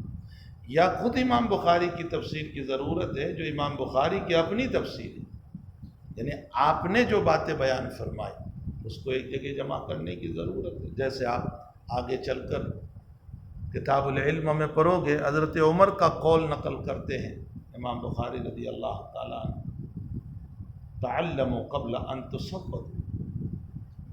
اب تصودوا کے مختلف معانی، بڑے بننے سے پہلے علم حاصل کر لو بچپن میں، یا سواد لحیہ، داڑھی نکلنے سے پہلے علم حاصل کرو اس لیے کہ پھر حیا آئے گی تمہیں، یا شادی ہو جانے سے پہلے علم حاصل کرو، یہ بھی معنی کیا، یا بادشاہ بننے سے پہلے علم حاصل کرو، مختلف معانی ہے۔ وہاں امام بخاری کہتے ہیں قال عبداللہ و بعد ان تصودوا۔ اب یہ بخاری نے اپنی طرف سے برایا آ گیا، بخاری کہتے ہیں کہ بڑے بننے کے بعد بھی علم حاصل کرو، تو آپ یہ کیوں کہہ رہے ہیں وبعد ان تصودوا؟ کیا حضرت عمر کی تردید کر رہے ہیں؟ آپ نے یہ جملہ کیوں برایا؟ تو اس طرح کی امام بخاری کی بہت ساری باتیں ہیں، اس کو یکجا کرنے کی ضرورت ہے، اگر وہ ایک کتاب میں جمع ہو جائے تو بہت بڑا کام ہو جائے گا۔ حضرت امام ترمذی رحمۃ اللہ علیہ کی اس طرح کی بہت ساری باتیں ہیں جس کو یکجا جمع کرنے کی ضرورت ہے۔ خیر میں تو یہ کہہ رہا تھا کہ کام کرنا ہو تو میدان بہت بڑا ہے. مولوی کہتے ہیں ہمارے پاس کچھ کام ہی نہیں ہے. ارے بھائی بہت کام ہے، کرو تو سارا میدان پڑا ہوا ہے. تو تفسیر ابن عباس جیسے تفسیر حسن بصری، یہ حسن بصری نے نہیں لکھی ہے، یہ آپ کے وہ تفسیری اقوال ہیں جو بعد والوں نے جمع کیے اور اس کو نام دیا تفسیر حسن بصری. اسی طرح تفسیر ابن عباس بھی ہے. تو ابن عباس چونکہ رئیس المفسرین اور حبر الامہ تھے، یہ تفسیر بھی عبداللہ ابن عباس فرما رہے لا تحرک بہ لسانک لتعجل بہ، نہ حرکت دیجیے اپنی زبان کو جلی حاصل کرنے کی غرض سے. لتعجل، قال عبداللہ ابن عباس کہتے ہیں کان رسول اللہ صلی اللہ علیہ وسلم یعالج من التنزیل شدتا، رسول اللہ صلی اللہ علیہ وسلم نزول قرآن کی وجہ سے سختی محسوس کرتے تھے، سختی برداشت کرتے. عالج یعالج معالجتاً برداشت کرتے، آپ سختی برداشت کرتے تھے نزول قرآن کے موقع پر. کس وجہ سے آپ کیا سختی برداشت کرتے؟ ایک بات تو یہ ہے کہ خود قرآن ثقیل ہے، اِنَّا أَنزَلْنَا عَلَيْكَ قَوْلًا ثَقِيلًا، خود قرآن ثقیل ہے. دوسری بات یہ ہے کہ ہر وقت آپ کو یہ خوف لگا رہتا تھا کہ فرشتہ جو وحی لے کر آیا ہے اس کا کوئی لفظ رہنے نہ پائے. یہ بھی تو ایک بہت بڑی ذمہ داری اور اس کا ایک خوف لگا رہتا تھا.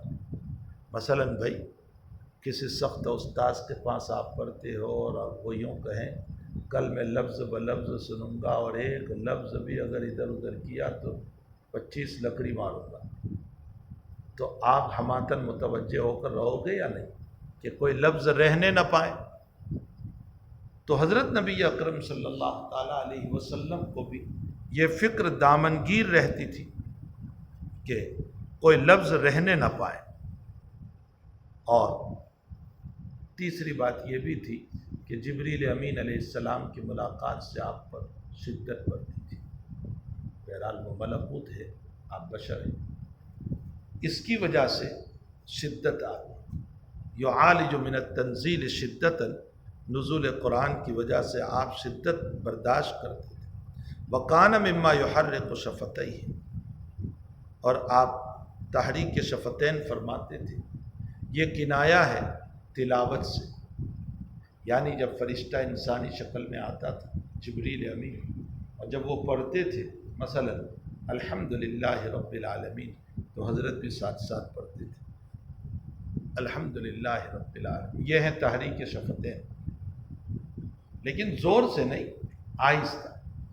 اب سوال یہ ہے کیا ادائیگی الفاظ میں تو زیادہ دخل زبان کا ہے نہ کہ ہونٹوں، تو تحریک لسان نہیں ہوا اور تحریک شفتین ذکر کیا گیا. سارے حروف تو تمہارے بنتے ہیں زبان ہی کی وجہ سے. زبان اوپر ہوتی ہے، نیچے ہوتی ہے، اصلاً اندر سے ہوا نکلتی ہے اور اس ہوا کو یہی زبان اوپر نیچے سے حروف بناتی ہے. یہ ایک اللہ کی کاریگری ہے منہ کے اندر. تو سارا مدار حروف جو ہے وہ تو لسان ہے. اسی لیے مجودین جو ہیں وہ زبان پر بہت ساری باتیں کرتے ہیں، کہتے ہیں اس کو تالو سے لگاؤ، اس کو نیچے لگاؤ، اس کو ایسے لگاؤ ویسے لگاؤ.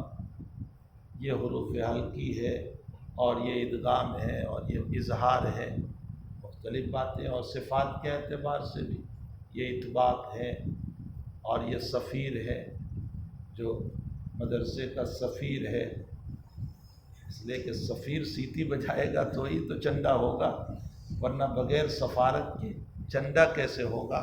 سفیر بالصاد، سیٹی بجانا، اور ان حروف کی ادائیگی میں سیٹی بجتی ہے جیسے سین ہے. تو اور ایک مدرسے کا سفیر ہوتا ہے بالسین ہے، تو وہ جب سیٹی بجائے گا تبھی تو چندہ کر پائے گا. تو سفیر اور سفیر دونوں قریب قریب ہے. بہرحال لسان کا ذکر نہیں اور شفتین کا. اس کا جواب یہ ہے کہ ظاہر شفتین ہے، لسان نظر نہیں آتی، وہ منہ کے اندر ہے، اس لیے شفتین کا ذکر فرمایا۔ وَقَانَ مِمَّا يُحَرِّقُ شَفَتَيْهِ مِمَّا ای کثیر ما، اور بعضوں نے کہا ربما، دونوں کا ترجمہ ایک ہی ہوتا ہے، اکثر آپ تحریک شفتین فرماتے تھے۔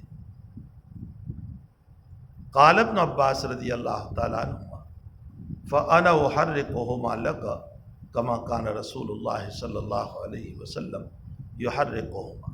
عبداللہ ابن عباس رضی اللہ تعالیٰ عنہما فرماتے ہیں اپنے شاگرد کو کہتے ہوئے، میں تمہیں تحریک شفتین کر کے بتاتا ہوں جیسے رسول اللہ صلی اللہ تعالیٰ علیہ وسلم تحریک شفتین فرماتے تھے۔ یہاں عبداللہ ابن عباس نے یوں نہیں کہا احرقهما لك کما رأیت رسول اللہ صلی اللہ علیہ وسلم، رأیت نہیں ہے، کما کان رسول اللہ۔ معلوم یہ ہوتا ہے کہ جب آپ صلی اللہ علیہ وسلم ابتدائے وحی کے موقع پر تحریک شفتین فرماتے ہوں گے تب ابن عباس نے دیکھا نہیں ہے، تو سمجھ میں آیا؟ تو پھر یہ آپ کیسے کہہ رہے ہیں؟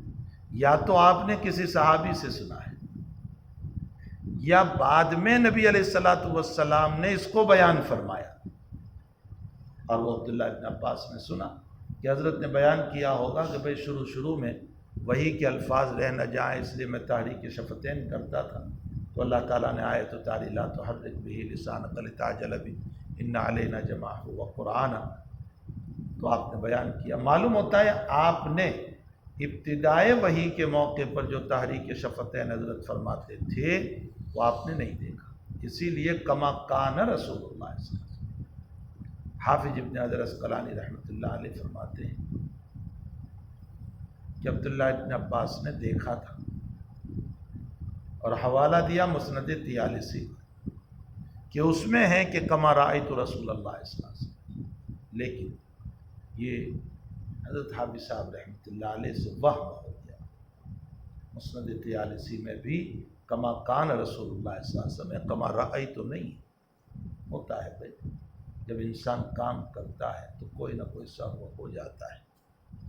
حافظ صاحب نے جب 13 سال میں فتح الباری لکھی تو شرح حدیث میں کسی لفظ کے باب میں بہت ساری کتابیں دیکھتے ہوں گے، تو کبھی ہم ایک کتاب دیکھتے ہیں اور یاد نہیں رہتا، وہ 10 کتاب دیکھ کر کے لکھ رہے ہوں گے تو ان کو سہو ہو گیا۔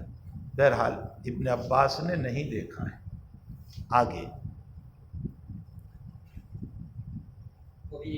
وقال سعید انا احرقهما کما رأیت ابن عباس رضی اللہ تعالیٰ عنہ۔ ابن عباس کے شاگرد کہتے ہیں سعید ابن زبیر کہ میں تمہیں ہونٹوں کو حرکت دے کر بتاتا ہوں جیسے میں نے ابن عباس کو دیکھا، کما رأیت ابن عباس رضی اللہ تعالیٰ عنہ۔ معلوم ہوتا ہے سعید ابن زبیر نے دیکھا ہے عبداللہ ابن عباس کو تحریک شفتین کرتے ہوئے، لیکن ابن عباس نے نبی کریم صلی اللہ علیہ وسلم کو نہیں دیکھا۔ اس حدیث کو حدیث تسلسل بتحریک الشفتین بھی کہتے ہیں، یعنی ہر استاذ نے اپنے شاگرد کو اس حدیث کے موقع پر یوں ہاتھ کر کے ہلاتے ہوئے دیکھا، تحریک شفتین کرتے ہوئے۔ حدیث مسلسل اس کو کہا جاتا ہے جس میں کوئی قول یا کوئی فعل تسلسل کے ساتھ بیان کیا جائے، جیسے نبی علیہ السلام نے حضرت معاذ بن جبل کو فرمایا انی احبک یا معاذ۔ اب ہر استاد شاگرد کو کہہ رہا ہے انی احبک یا معاذ، یہ تسلسل قولی ہے۔ یا جیسے نبی علیہ السلام نے سورہ صف کی تلاوت فرمائی تھی، ہر استاذ نے اپنے شاگرد کے سامنے سورہ صف کی تلاوت فرمائی۔ یہ حدیث مسلسل بتلاوت سورۃ صف، یہ حدیث تسلسل قولی ہے، اور نبی علیہ السلام نے اس روایت کے بیان کرنے کے موقع پر پانی دیا یا کھجور دیا، اور ہر استاذ نے پانی یا کھجور شاگرد کو دیا، یا اس حدیث کو بیان کرنے سے پہلے آپ صلی اللہ علیہ وسلم نے اس صحابی سے مصافحہ کیا، ہر استاذ نے اپنے طالب علم سے مصافحہ کیا، یہ حدیث مسلسل بالفعلیہ ہے۔ تو کوئی عمل یا کوئی قول تسلسل کے ساتھ عملاً چلائے اس کو کہا جاتا ہے حدیث مسلسل۔ تو یہ حدیث مسلسل بتحریک الشفتین ہے۔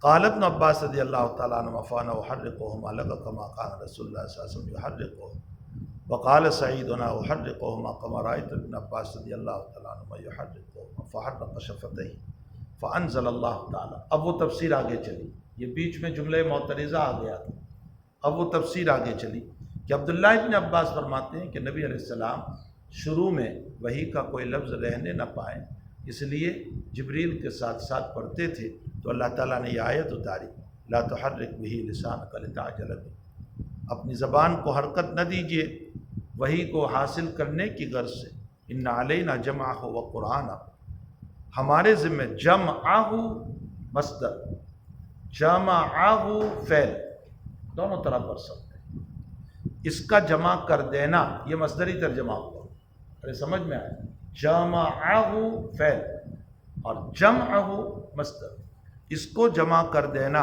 وقرآن، اور اس کا پڑھا دینا، قرآن کا معنی پڑھانا بھی ہوتا ہے اور قرآن کا ترجمہ جمع کرنا بھی ہوتا ہے۔ قرآن کو قرآن اس لیے کہا گیا کہ اس میں صورتوں کو جمع کیا گیا، اس لیے اس کو قرآن کہا گیا۔ اس کو پڑھا، اس کو آپ کے سینے میں جمع کر دینا، اس کو پڑھا دینا، یہ ہمارا کام ہے۔ فَإِذَا قَرَأْنَاهُ، جب ہم آپ کو پڑھا دیں یا جمع کر دیں آپ کے سینے میں، دونوں ترجمے، فَاتَّبِعْ قُرْآنَهُ، تو آپ قرآن کی اتباع کیجئے۔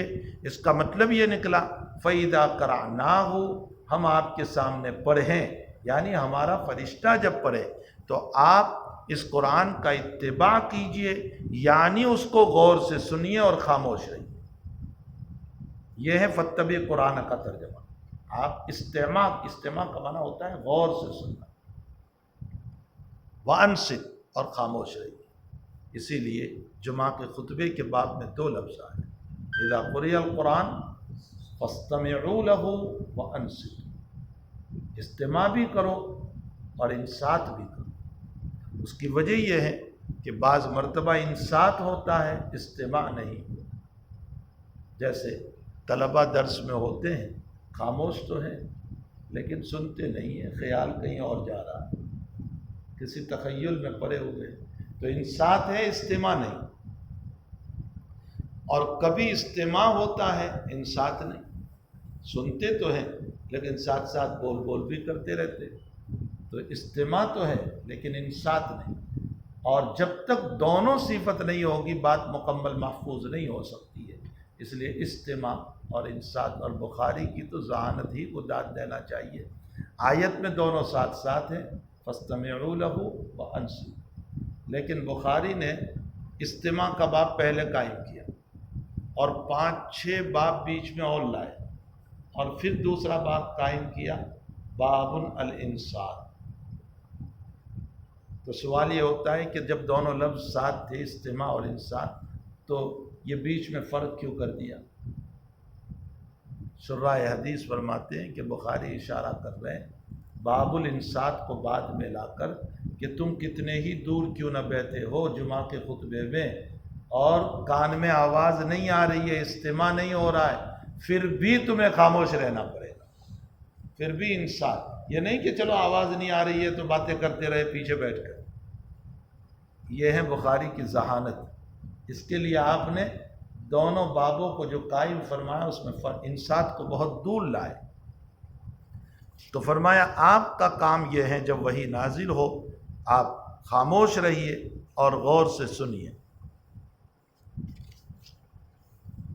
ثم ان علینا بیانا، پھر ہمارے ذمے ہے اس کو بیان کروانا، یعنی اس کو پڑھوا دینا۔ ہم جب سینے میں محفوظ کرا دیں گے تو ہم ہی خود پڑھا دیں گے اس کو، فقان رسول اللہ صلی اللہ علیہ وسلم بعد ذالک، آپ صلی اللہ علیہ وسلم اس کے بعد جب بھی جبریل آتے تھے غور سے سنتے تھے، فَإِذَا انطلق جبریل، جب جبریل چلے جاتے تھے تو نبی اکرم صلی اللہ علیہ وسلم اسی طرح پڑھتے تھے جیسے جبریل نے پڑھا۔ یہاں ایک اشکال ہے، اس اشکال کا اصلاً تعلق تو کتاب التفسیر سے، یہاں نہیں، جہاں اس صورت کی تفسیر آتی ہے یا آیت سورہ قیامہ کی، وہاں اشکال آتا ہے، لیکن یہاں سن لو، لا تحرک بہ لسانک لتعجل بہ کو اپنے ما قبل اور ما بعد سے کوئی ربط نہیں ہے۔ اس آیت سے پہلے ہے ينبأ الإنسان يومئذ بما قدم وأخر بل الإنسان على نفسه بصيرا ولو ألقى معاذيرا لا تحرك به لسانك لتعجل به إن علينا جمعه وقرآنا۔ تو اس لا تحرک سے پہلے بھی قیامت کا بیان ہے، ينبأ الإنسان، قیامت میں انسان کو بتا دیا جائے گا بما قدم وأخر، جو کچھ کیا۔ انسان قیامت میں بہت دیکھنے والا ہوگا، بصیرہ۔ پھر اس آیت کے بعد پھر دوبارہ قیامت کا بیان، کلا بل تحبون العاجلہ وتذرون الآخرہ وجوہ یومئذ ناظرہ، پھر آخرت کا۔ سوال یہ ہے کہ اس آیت کو نہ ماقبل سے ربط ہے نہ بعد سے ربط ہے، یہ آیت بے ربط ہے، جبکہ تم کہتے ہو کہ قرآن پورا مربوط ہے۔ معلوم یہ ہوتا ہے کہ یہاں بیچ سے کچھ آیات غائب ہو گئی جس کے ساتھ لا تحرک کا ربط ہے، یہ شیعوں کا کہنا ہے۔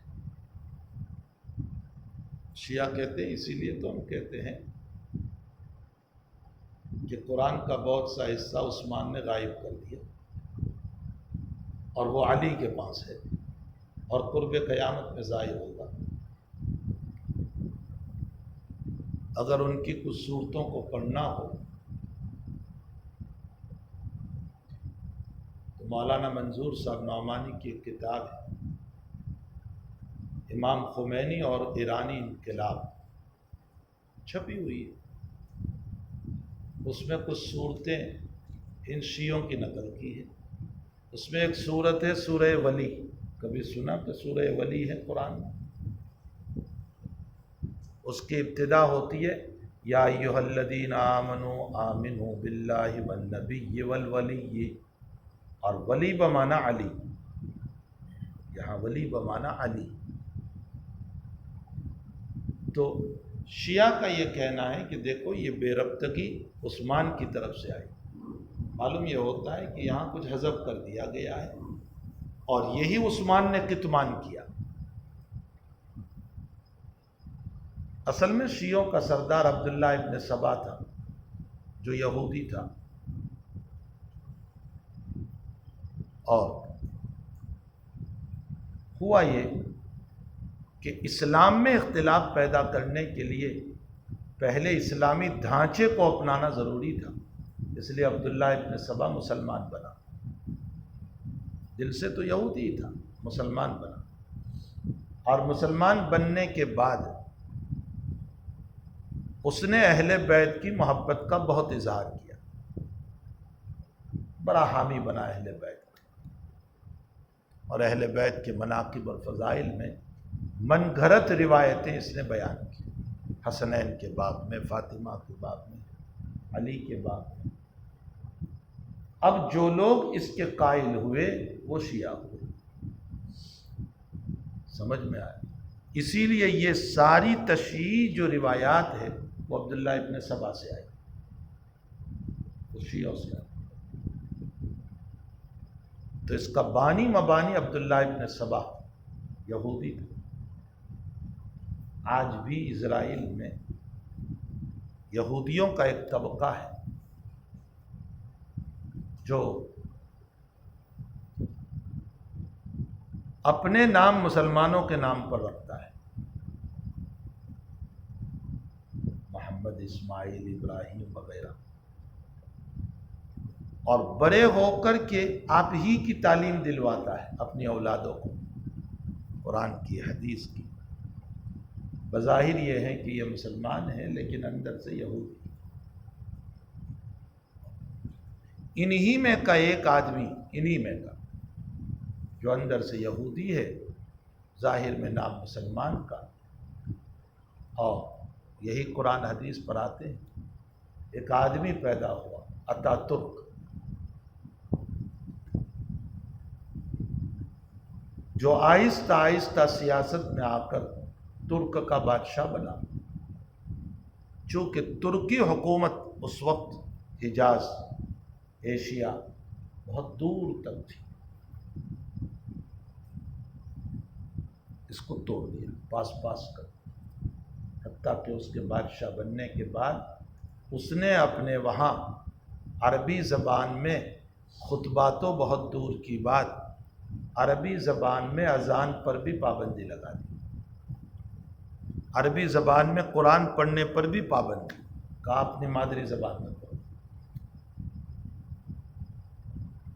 50 سال تک ترکی میں ترک زبان میں اذان ہوتی رہی، قرآن لوگ پڑھتے رہے۔ 50 سال کے بعد اللہ کی طرف سے کایا پلٹی، وہ گیا اور پھر دوبارہ اسلامی ذہن کا آدمی آیا، اس نے پھر عربی میں اجازت دی۔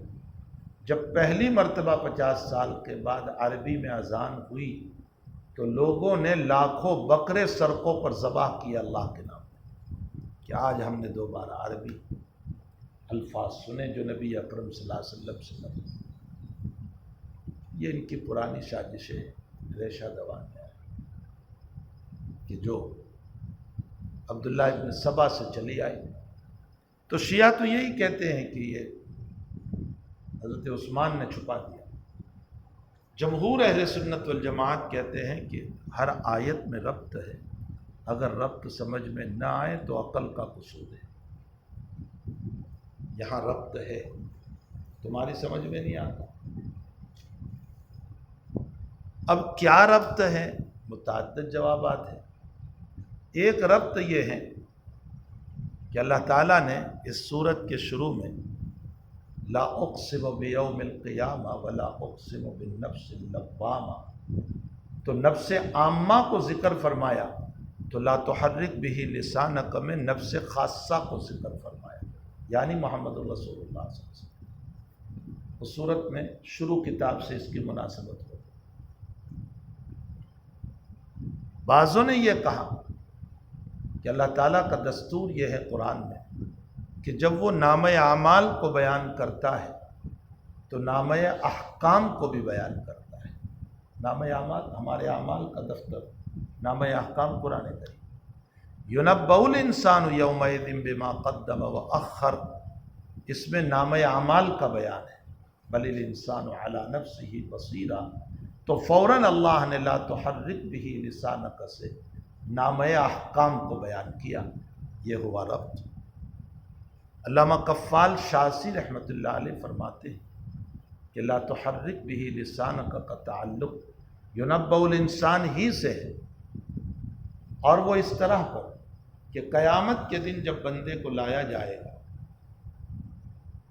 اور اگلے پچھلے سارے اعمال کو پیش کیا جائے گا اور وہ خوب دیکھنے والا ہوگا، بل الانسان علی نفسہ بصیرا ولو القی معاذیرا، تو اس موقع پر وہ اپنے نامہ اعمال کو جلدی جلدی پڑھے گا تاکہ کچھ چھپا دے۔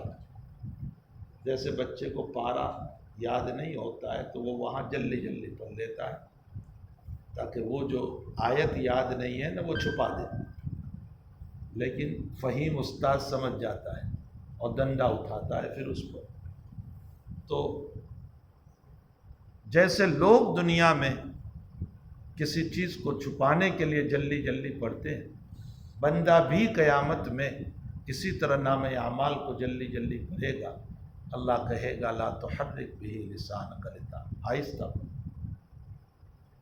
ہمارے ذمے ہے۔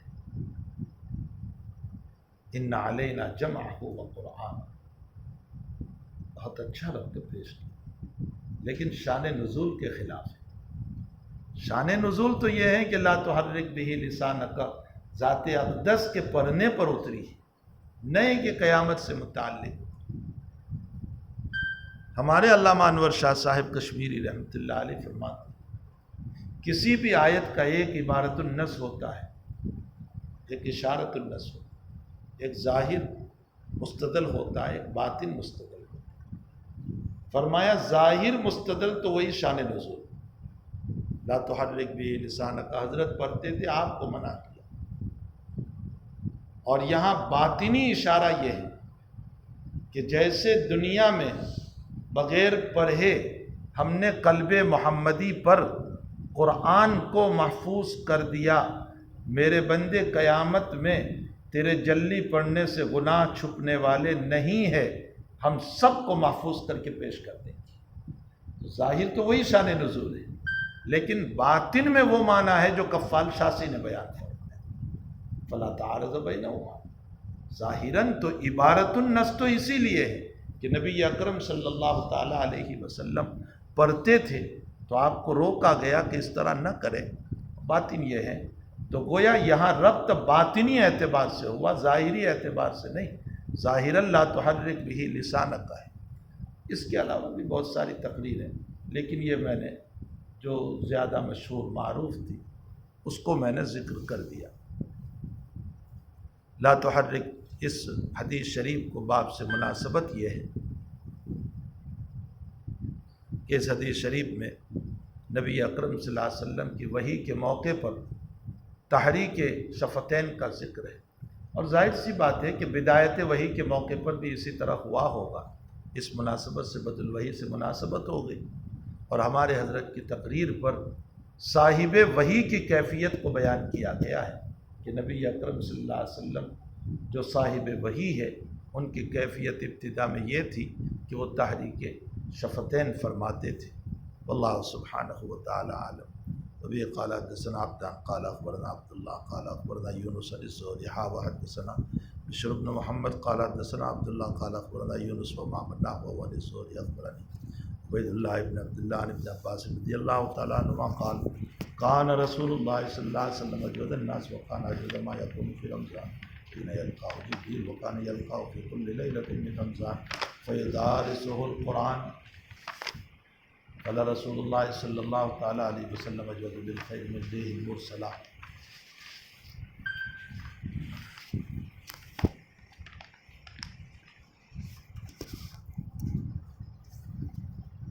حدثنا عبدان، یہ عبدان نام ہے، امام بخاری کے استاذ ہیں۔ آیا ان کو عبدان کیوں کہا گیا؟ بعض اکابر کی رائے یہ ہے کہ آپ کا نام عبداللہ تھا اور آپ کی کنیت ابو عبد الرحمن تھی، اس کی وجہ سے دو چونکہ عبد کے لفظ اس میں آئے اس لیے آپ کو عبدان کہا گیا۔ سمجھ میں بھی آیا؟ آپ کا نام عبداللہ اور آپ کی کنیت ابو عبد الرحمن، اس کی بنیاد پر آپ کو عبدان تثنیہ سے تعبیر کیا گیا۔ یہ ابو الفضل ابن طاہر مقدسی رحمۃ اللہ علیہ نے فرمایا، لیکن حافظ ابن صلاح رحمۃ اللہ علیہ فرماتے ہیں کہ نہیں، بلکہ یہ باب تغییر العامہ کی قبیل سے۔ باب تغییر العامہ کیا ہوتا ہے؟ کبھی کبھی لوگ نام کو بدل دیا کرتے ہیں، بگاڑ دیا کرتے ہیں۔ جیسے احمد ابن یوسف کو بچپن میں لوگ ہمدان کہتے تھے، اسی سے وہ مشہور ہو گئے ہمدان۔ اسی طرح علی ابن حسن کو علان کہتے تھے، آپ روایت میں پڑھو گے حدثنا علان، یہ علان کوئی نام نہیں ہے، بس وہ بچپن میں لوگ ان کو علان علان کر رہے تھے، نام تو ان کا علی تھا۔ تو یہ تغییر العامہ کی قبیل سے۔ یا جیسے آپ روایت میں پڑھو گے، وہب ابن بقیہ الواسطی، لوگ بچپن میں ان کو وہبان کہتے تھے، تو وہبان ہی سے نام چل پڑا ان کا، ورنہ ان کا نام نہیں تھا، ان کا نام تو وہب تھا، علی تھا، احمد تھا۔ فرمائے اسی قبیل سے ان کا نام تو عبداللہ تھا، لیکن بچپن میں لوگ پیار و محبت میں عبدان عبدان عبدان کہتے تھے، تو اسی سے یہ مشہور ہو گئے۔ اس کا مطلب حافظ ابن صلاح رحمۃ اللہ علیہ یہ کہنا چاہتے ہیں کہ یہ عبداللہ اور ابو عبد الرحمن کے جمع ہونے کی بنیاد پر تسنیہ نہیں ہے، بلکہ تغیر العامہ کی قبیل سے ہوتا ہے۔ ہمارے وہاں بھی بہت سارے لوگ نام کو بگاڑ دیا کرتے ہیں۔ نام کیا ہوتا ہے، لوگ بولتے کیا ہے۔ محمد اتنا پیارا نام ہے، لوگ کہتے ہیں ممو، اب وہ اسی سے چل پڑتا ہے۔ تو اس طرح لوگ تغیر کر دیا کرتے ہیں، تغیر کر دیا کرتے ہیں، اسی لیے نام بھی ایسا رکھا جائے کہ لوگ قادر بھی ہو اور تغیر بھی نہ کر سکیں۔ جیسے ابراہیم کو لوگ ابلا کہتے ہیں، اب یہ کوئی نام ہے؟ یا اس طرح کے بس بگاڑ دیتے ہیں نام کو۔ یہاں ایک استاد نے اپنے بچے کا نام رکھا تھا مناظر احسن۔ حضرت مولانا ابرار صاحب دہلوی رحمۃ اللہ علیہ تشریف لائے تو انہوں نے ذکر کیا کہ حضرت میرے وہاں لڑکا پیدا ہوا، تو میں نے اس کا نام رکھا مناظر احسن۔ تو حضرت نے فوراً فرمایا نام میں ندرت ہے، عوام کو قدرت نہیں، یعنی ایک نادر نام تم نے رکھا لیکن عوام بول نہیں پائیں گی، تو نام ایسا رکھا جائے کہ جو عوام کو قدرت بھی ہو، ورنہ وہ لوگ پھر جب بول نہیں پائیں گے تو تغیر کر دیں گے اس میں، چونکہ وہ بول نہیں پاتے ہیں نا، تو پھر اس میں تغیر کر دیتے ہیں۔ اب لمبے لمبے نام رکھتے ہیں، اور لوگوں کو نئے نئے نام رکھنے کے بہت شوق بھی ہوتے ہیں، اس کے لیے کتابیں خریدتے ہیں، ویب سائٹ پر جاتے ہیں، کوئی نیا نام دیکھتے ہیں۔ بھئی انبیاء کے نام رکھو، صحابہ کے نام رکھو، جس میں برکتیں بھی ہیں، اولیاء کے نام رکھو۔ ایسے ناموں کو رکھنے کی کیا ضرورت ہے جو نئے نام ہو، پھر معنی کا تو پتہ ہوتا نہیں کہ اس کا کیا معنی ہوگا۔ میں ایک مرتبہ بلسار گیا، ایک بچے کو میرے پاس لائے، میں نے پوچھا کیا نام؟ کہا عاقب۔ میں نے کہا نام بدل دو، اس کو عادل کر دو۔ کہا نہیں، عاقب کتاب میں ہے، نبی کا نام ہے۔ میں نے کہا صحیح ہے، حضرت خود فرماتے ہیں انا عاقب، لیکن حضرت پر صحیح ہے، عاقب سب سے اخیر میں آنے والے، آپ تمام انبیاء کے اخیر میں آئے، اس لیے آپ عاقب ہیں۔ تمہارے بچے کو تم نے عاقب رکھا ہے، یہ ہر وقت پیچھے ہی رہے گا۔ انکار نہیں ہے نبی علیہ السلام کا، لیکن وہاں مناسبت کچھ اور ہے۔ اب آپ نے نام رکھ دیا عاقب، تو نام ایسا رکھنا چاہیے کہ جو انبیاء کے ہو، اولیاء کے ہو، سیدھے سادے نام ہو، صحابہ کے نام، ایسے نام رکھنے چاہیے۔ بس ایک دھن سوال ہے آج کل لوگوں کو، نیا نام۔ وہ لطیفہ مشہور ہے کہ کسی نے کہا کہ ایسا نام دو کہ جو کسی نے نہ رکھا ہو اور قرآن میں بھی ہو، تو مولوی صاحب سر پھرے تھے، کہا فرعون نام رکھ دو، یہ بہت اچھا نام ہے، کسی نے رکھا بھی نہیں، قرآن میں بھی ہے۔ تو سیدھے سادے نام رکھنے چاہیے۔ بہرحال عبدان، حافظ ابن صلاح رحمۃ اللہ علیہ فرماتے ہیں کہ یہ من تغیر العامہ کی قبیل سے ہے۔ قال اخبرنا عبداللہ، یہ عبداللہ مطلق ہے، عبداللہ ابن مبارک رحمۃ اللہ علیہ مراد ہے۔ یاد رکھو لفظ عبداللہ جب مطلق بولا جائے، اگر کوئی مدنی آدمی بولتا ہے تو عبداللہ ابن عمر مراد ہوگی، اور اگر کوئی مکی آدمی بولتا ہے عبداللہ تو اس سے عبداللہ ابن زبیر رضی اللہ تعالیٰ عنہ مراد، اور اگر کوئی طائفی آدمی بولتا ہے، طائف کا رہنے والا، تو اس سے عبداللہ ابن عباس رضی اللہ تعالیٰ عنہما مراد۔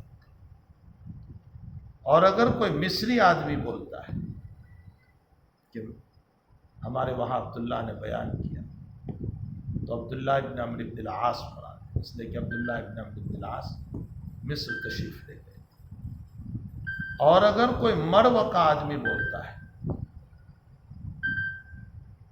تو عبداللہ ابن مبارک مراد ہے، اس لیے کہ عبداللہ ابن مبارک مرو کے تھے۔ پہلے جتنے میں نے نام لیے وہ سب صحابہ ہیں، اور بعد میں جو میں نے نام لیا عبداللہ ابن مبارک، یہ تبع تابعی ہے، امام ابو حنیفہ کے اجل شاگردوں میں سے، مسلک حنفیت سے تعلق تھا، بعد میں اتحاد اختیار کر لیا تھا، یعنی متحد ہو گئے، لیکن اتحاد کے باوجود تقلید مسلک ابی حنیفہ کو نہیں چھوڑا۔ تو یہ عبداللہ ابن مبارک ہے۔ حد اخبرنا یونس عن الزہری ہا، یہ پہلی مرتبہ ہا رہا ہے۔ ای تحویل من سند الی سند آخر، یعنی ایک سند یہاں پوری ہوئی، اب ہم دوسری سند پیش کرتے ہیں، آگے آنے والے متن کے لیے یہ دونوں سند ہیں، اور یہ ہا بمنزل تحویل ہے، یعنی تحویل من سند الی سند آخر، اس لیے محدثین فرماتے ہیں کہ اس کو ہا ہی بولا جائے گا۔ مثلا عن الزہری ہا وحدثنا، بعضوں نے کہا کہ یہ حائل کا ہا ہے، بعضوں نے کہا یہ حاجز کا ہا ہے۔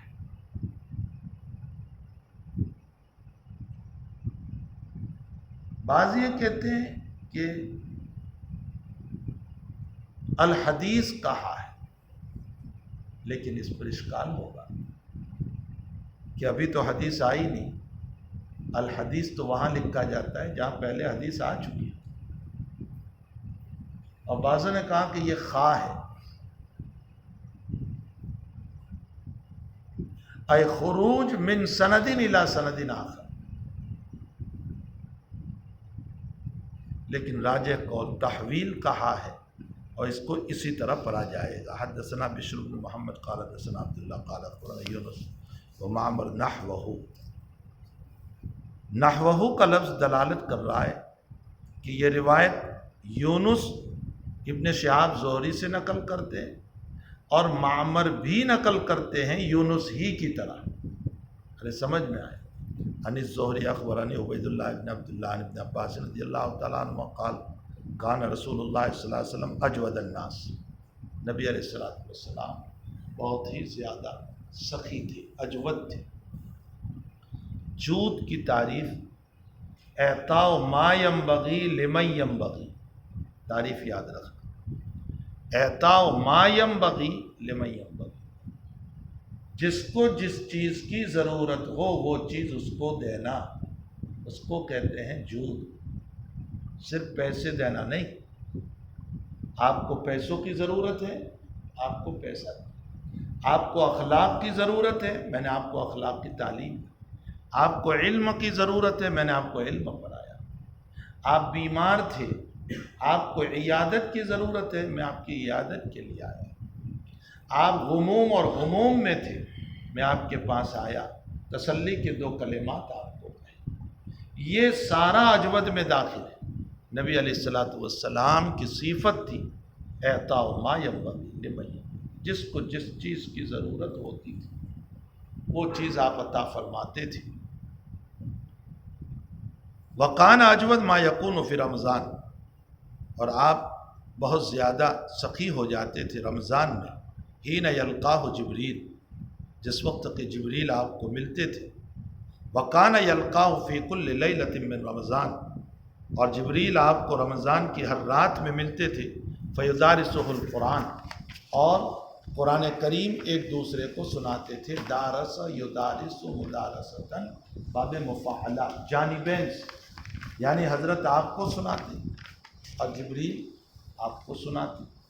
وہ کیا منظر ہوگا جب نبی علیہ السلام تلاوت کرتے ہوں گے اور جبریل سنتے ہوں گے، اور جبریل پڑھتے ہوں گے اور نبی علیہ السلام سنتے ہوں گے، وہ کیسا منظر ہوگا۔ ظاہر سی بات ہے کہ اولاً تو رمضان خود زمانہ سخاوت ہے، جو آرے دن نہیں کرتا رمضان میں کچھ نہ کچھ کرتا ہے، تو رمضان خود زمانہ سخاوت، پھر صاحب شریعت کی طبیعت خود صاحب جود و کرم، پھر نمبر 3 جبریل کا روزانہ ملنا، یہ اور خوشی میں اضافہ کرنے والا، اور مزید بالا یہ ہے کہ قرآن کریم کا دور آپس میں، ان تمام خوشیوں کی وجہ سے نبی علیہ الصلوۃ والسلام کی جود و کرم میں رمضان میں اور اضافہ ہو جاتا ہے۔ پھر جب آپ قرآن سنتے تھے جبریل سے اور سناتے تھے تو قرآن کا ایک خاص اثر پڑتا ہے، اور واقعتاً قرآن کریم کا اثر پڑتا ہی ہے اگر ہم قرآن کریم کو غور سے سنیں، اس لیے کہ قرآن درسخ المخفی منم چوبوئے گل در برگ گل ہر کے دیدن میل دارت درسخ البینت برا۔ اللہ تعالیٰ اگرچہ یہ شعر تو زیب النساء نے جو عالمگیر کی بیٹی ہے اپنے اوپر کہا تھا کہ میں وہ شاعرہ تھی، میں اپنے کلام میں ایسے چھپی ہوئی ہوں جیسے گلاب کی خوشبو گلاب کی پنکریوں میں چھپی ہوئی ہے، جو مجھ کو دیکھنا چاہے وہ میرے کلام کو دیکھے۔ لیکن علماء نے اس شعر کو اللہ تعالیٰ کے کلام کے لیے بھی پیش کیا کہ اللہ گویا یوں کہہ رہا ہے، میں میرے کلام میں ایسا چھپا ہوا ہوں جیسے گلاب کی خوشبو گلاب کی پنکریوں میں، جو مجھ رب کریم کو دیکھنا چاہے وہ میرے کلام کو دیکھے۔ ظاہر سی بات ہے کہ آپ کے کلام کی مدارست، روزانہ لقائے جبریل، زمانہ رمضان، خود صاحب شریعت کی طبیعت جود و کرم والی، ان باتوں کی بنیاد پر رمضان میں اور اضافہ ہو جاتا تھا۔ فلا رسول اللہ صلی اللہ علیہ وسلم اجود بالخیر، تو نبی علیہ الصلوۃ والسلام خیر میں بہت زیادہ اجود ہو جاتے تھے، ریح مرسلہ سے بھی زیادہ۔ ریح مرسلہ چلنے والی ہوا، راوی بڑی عجیب تعبیر دے رہے ہیں۔